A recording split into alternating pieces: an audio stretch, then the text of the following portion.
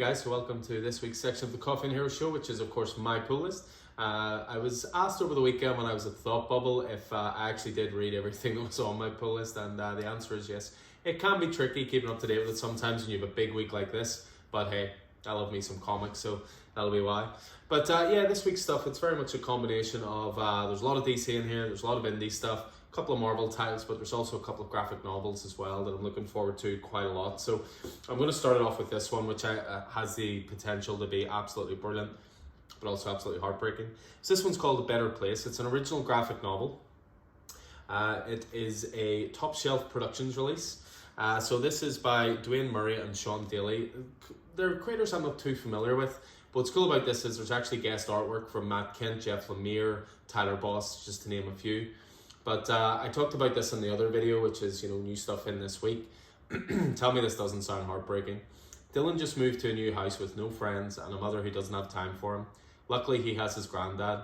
Together, they are Red Rocket and Kid Cosmo, who save the universe every day with the power of imagination. But one day, Dylan learns that his granddad is suddenly gone to a better place. Now, Kid Cosmo will have to save the day all by himself. Sounds like a Pixar movie to me, so really looking forward to that. Next up, we have another one that's sort of an original graphic novel, but at the same time, it was a digital series called Friday. This is the first book, book one, The First Day of Christmas, written by Ed Brubaker, art by Marcos Martin. Straight away, that's a creative team all over. So jumping into the single issues for this week, so be prepared to hear the name Batman quite a lot, like any other week. So first of all, we have Batman 116, so James Tynion IV, who I had the pleasure of meeting at Thought Bubble, thoroughly lovely bloke. Jorge Jimenez on art, Tomoe Moray on colours as well. So this is the second last issue of Batman from Tynion, and then we move over to Joshua Williamson. Next up, we have Batman Urban Legends, again issue 9. So this one is featuring Frightful Tales, starring the Batwoman, The Outsiders, Azrael, and Tweedledee and Tweedledum. I can't help but feel a little bit that Urban Legends is moving a little bit away from what it was. Urban Legends kicked off, it was showcasing new stories that might lead into ongoing titles, things like Robin, things like Task Force Ed, stuff like that. But now I'm starting to wonder if it's just going to be an anthology book each month. But I'll stick with it for now, and we'll see how we get on. Next up is Batman and the Imposter. I thought issue 1 of this was absolutely outstanding. This is by Mattson Tomlin and then Andres Sorrentino on art. I go for variants on this series, not both covers, just variants. So Lee Bermejo's doing those, so on that. Next up, we have Future State Gotham. So we're up to issue 7 of this. Good to see Joshua Williamson back on writing duties, along with Dennis Culver as well. Peacekeeper Red versus Warmonger to the death. So that'll be good. Batman again. I swear, stick a bat in something, I'll take it. So this is continuing on the John Ridley series and Batman.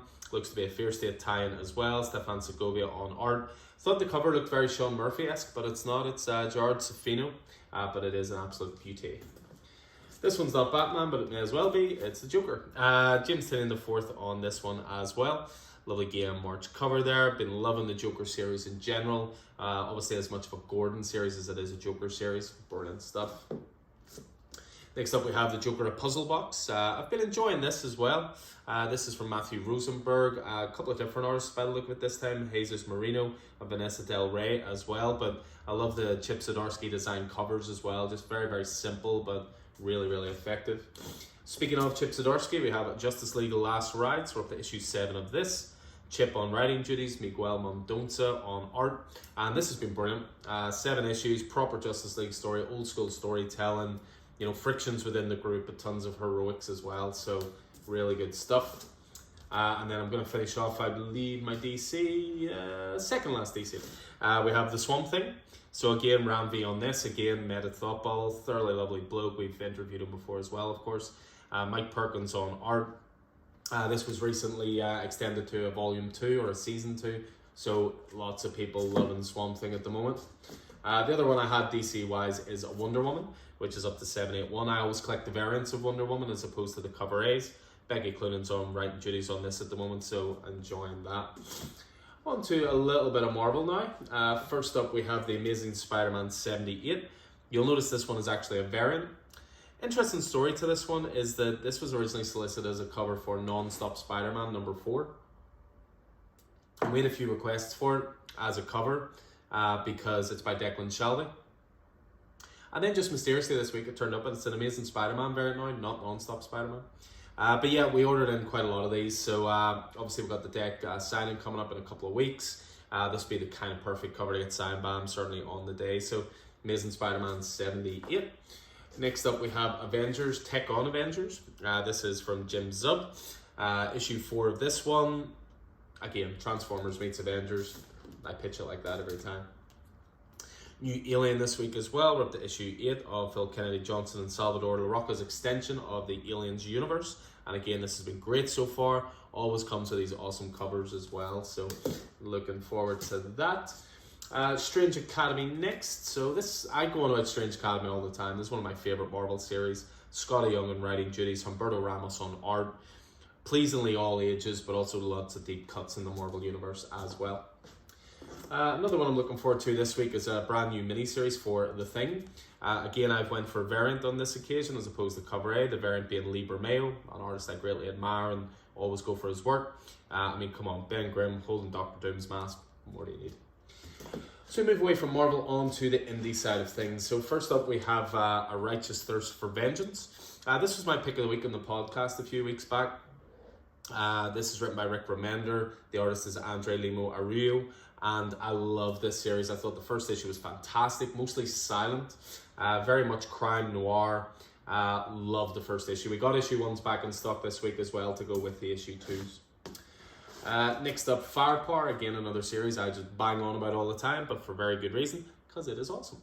Robert Kirkman writing, Chris Samney on art. This was originally due, I believe, last week, but again, Diamond didn't ship it to us. They've rectified that this week. Next up we have Guillaume March's Laura and Other Stories. I don't know an awful lot about this, but the name Guillaume March is enough to do it for me in terms of giving it a go.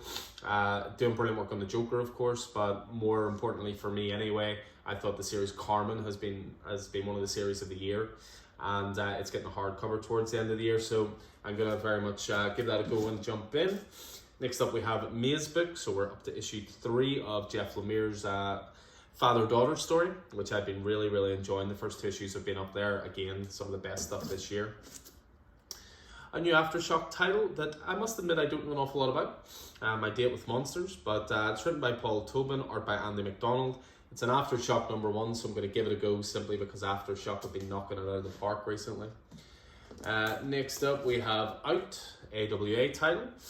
This is from Rob Williams, Will Conrad on art. Really enjoyed the first issue of this. It's AWA, so of course I'm all over that. Next up we have Phenom X, which comes from the rather unique writer for comics, certainly, of John Leguizamo. Again, I don't know an awful lot about this, but I'm going to jump in and give it a go. I think it's only going to be either 3 or 4 issues. It's a story apparently he's had in his head for years. But yeah, going to give it a go. A bit of star power behind it. We'll see how we get on. One of the ones I'm looking forward to most this week, and I mean the cover's enough surely to sell it, regarding the Manor of Oswald's Body. So this is Christopher Cantwell, who of course has been doing great stuff for Marvel. A really good mini-series for Vault called The Blue Flame as well. Conspiracy thriller. You know we're all about that here. We love our Department of Truth stuff, for example. Conspiracy stuff will sell well in this store and we always enjoy it. Next up is The Six Sidekicks of Trigger Keaton. This is the last issue from Kyle Starks and Chris Schweizer. A, I've loved this series anyway, but B, I recently read these guys' previous series, Rock Candy Mountain, which was 2 volumes in graphic novel. What a story. Brilliant stuff, and I'm so glad I jumped on this even before I'd read that. Just great sense of humour, brilliantly written. I'm trying to get the trades into the store at the moment. Next up we have issue 11 of Chip Zdarsky and Ramon K. Perez, Stillwater. I love the cover for this because issue 10 for me was the best issue of Stillwater so far. It started to show the kids of Stillwater how they're not kids. They've been trapped in the body of kids for a long time, but they have been watching, they have been plotting, and they're starting to make their move now. So you can see here that the older residents of Stillwater are under the boot of the kids. Thought issue 10 was brilliant. Really reinvigorated my love for the series again. Next up, Undiscovered Country, issue 17. So Scott Snyder, Charles Soule, Giuseppe Camuncoli. We're coming to the end of arc 3, and this arc's been really fun as well. It's been very much looking at America's legacy of, you know, movie making and the arts and creativity and that kind of thing. So we will jump into that next. And then finally, I'm just going to finish off with Telepaths, which is issue 3 of this one. This is J. Michael Straczynski, Steve Epting. If that name doesn't sell this title, I don't know what will. Again, AWA, so I'll always be on it. But yeah, I really have enjoyed the first 2 issues of this. You know, it's been sort of exploring the idea of telepathy and the idea of, you know, learning how the people closest to you never really knew them at all, that kind of thing. So yeah, Telepaths as well. So that is my pull list for this week. We've just got an email through from Diamond regarding the issues that were due this week, which were the 17th. Looks like next week is going to be a double delivery. So next week we're going to be receiving the issues for the 17th and the 24th all in the same week. So that is going to be a heck of a delivery, I'm not going to lie. So, but I'll put more information about that out on social media. I was just sharing it with you guys because it just came through about 5 minutes ago. But yeah, I hope you guys enjoyed this. As ever, I can't say it enough. Pull lists are so important in terms of guaranteeing issues, guaranteeing first prints, guaranteeing stuff on release day. Especially with Diamond at the moment, with shipping problems they're having, with this, you know, attack on their website. It's even hard for us to order stuff at the moment, like reorder stuff, until everything settles down again. So if you see stuff coming out, let us know as early as possible, and we will always do our best to make sure you guys get it. I pointed out to a couple of customers today, the previews board is in the corner at all times. Always have a look at that. That's previewing what we're looking forward to most, stuff that's always going to end up in my pull list. You know, we'll break it down in the DC and the Marvel and the Indie. The books are in the corner. We try to give as many resources as possible. So so please, yeah, just if you see stuff that's coming out, let us know that you want it, and we'll make sure that you get it. So the earlier the better, as always. But anyway, as I said, that's going to do it for us for this week.